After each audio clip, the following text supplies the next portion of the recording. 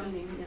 Yes, it's a pleasure to be here. I'm very delighted to be here, to see so many colleagues and people. I know Julius. Julius, he's one of the defectors from STEM. he's an engineer like me, but he defected into economics. And we regretted. And then, of course, Agnes. So I'm an engineer. Yeah. So I'm in STEM, but not. And obviously, I migrated. You know, in this country, you also do the research that people want you to do. You know, it's not quite theoretical. If you're a faculty member and you come in and you're working in a developed country PhD program, when you come back to Kenya, you have to adjust and create a research project of your own. Now, I'm not sure why it's all right. Yeah. Okay. Is there a point? Or just you can put it here, then I can move it. Right. Because of lack of time, we'll go very quickly. I think the first thing is that when I was invited, I thought what this project was about is actually very in alignment with our mandate. We have a mission statement that says that we are to catalyze research, especially in STEM areas. So in our strategic plan, we have all decided, we have all,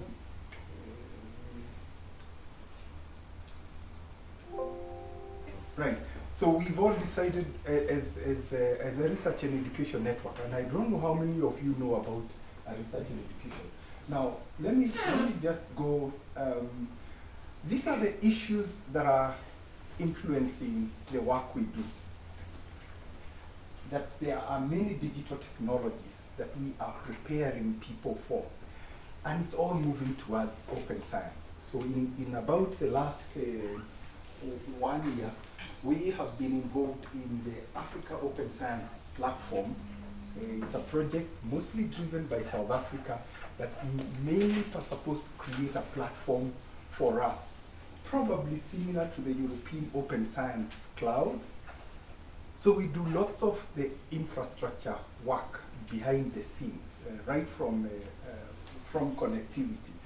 And these areas tend to influence the kind of catalytic research that we are funding and that we are promoting. We do, as you will see, we are a network, a self-sustaining network that actually does give some mini grants. And I can see some of the recipients of our mini grant, like say Joseph there. So let me just show you what an NRED is. Research and Education Network is a term in the world. In 1999, when we formed Kenneth, we thought of ourselves as an academic network. But the new word has become National Research and Education Network, and we are endorsed by the Ministry of Education. We have many connections. As you can see, we connect the entire community from research institutions. Obviously, we have a very big focus on universities, but also from universities, we do connect some schools, and we work with partners, including IBM. We have been working with IBM, especially on their skills development. We host their IBM Cloud Lab in our data centers.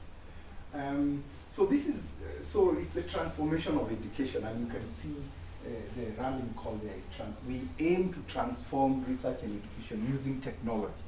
So that's what we are. We built a network, and obviously very connected with Africa. So the idea is that the researcher in any place in Kenya does not need to be isolated, either from other Kenyans or from other African countries, or as you go out into the European Research and Education Network. As you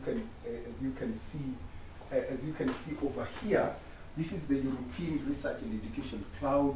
We connect directly into that, and from that we are able to jump into all other research and education networks in the world. So we've created a global, it's a global community. No researcher is isolated, should be isolated. And you will see some of the things that we do. We have built the research infrastructure, and sometimes it's not known what the research infrastructure. Obviously the basic is Wi-Fi, but there are many things happening behind the scenes. We are the identity provider for researchers in Kenya. When the researchers move around the world, they need an identity. And we run the servers. We also issue digital certificates. We have built a digital certification authority for that. And then of course we run a community cloud. And this community cloud has mostly been supporting doctoral students. Whether it's from Jomo Kenyatta or University of Nairobi, there are many doctoral students who need resources that they can't get from their university. And they come to us and we give them, we build appliances for the researchers. The Jupyter notebooks, our studio, whatever the researcher needs, we've got the application developers who will build it for them. And if they need high performance computing, we have a network of high performance computing. The Center for High Performance Computing in South Africa is a partner to Kenya. Kenyan's researchers are treated, the principal investigator in Kenya in computing is treated exactly like a South African. Again, it's because of the Square Kilometer Array project. I don't know how many of you know the telescope project that South Africa is hosting, South Africa, Australia, and that includes 8 African countries, including Kenya, which means our researchers have access to any of